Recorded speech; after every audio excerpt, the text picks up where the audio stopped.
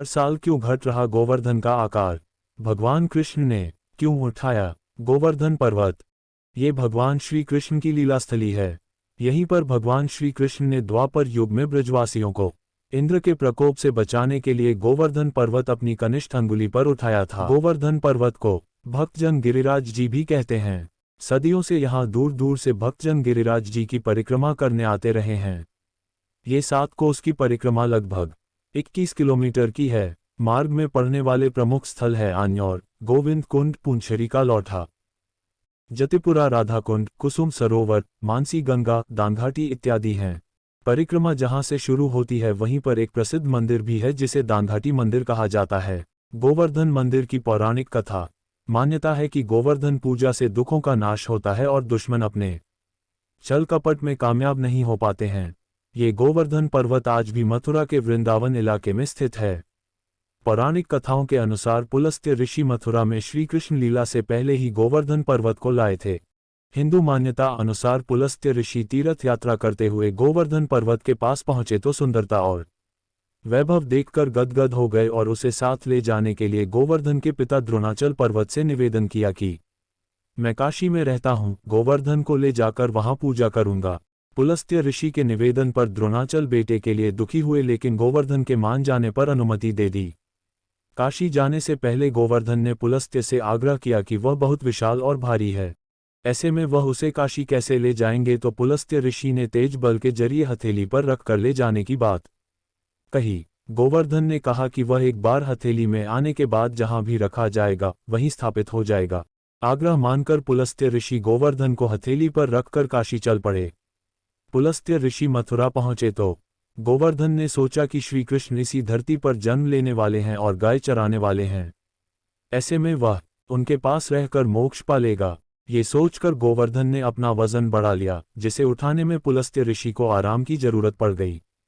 उन्होंने गोवर्धन पर्वत वहीं जमीन पर रख दिया और सो गए। दूसरी मान्यता ये भी है कि जब राम सेतुबंध का कार्य चल रहा था तो हनुमान जी इस पर्वत को उत्तराखंड से ला रहे थे, लेकिन तभी देववाणी हुई कि सेतुबंध का कार्य पूर्ण हो गया है, तो ये सुनकर हनुमान जी इस पर्वत को ब्रज में स्थापित कर दक्षिण की ओर पुनः लौट गए।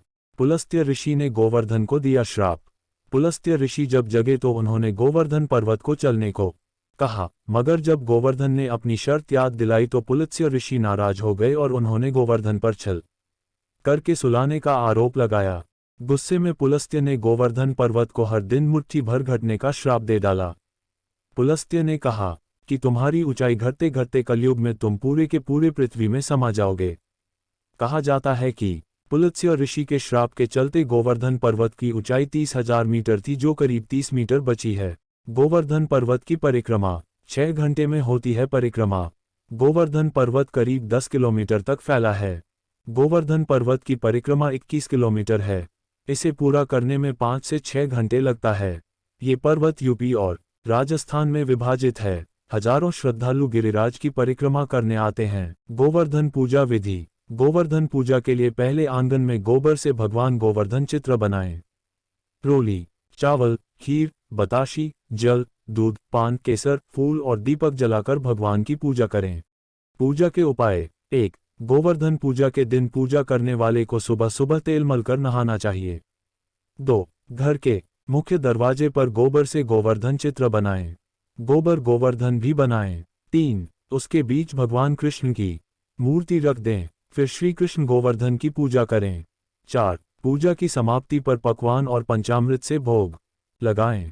5. फिर गोवर्धन पूजा की कथा सुने और आखिर में प्रसाद बांटे।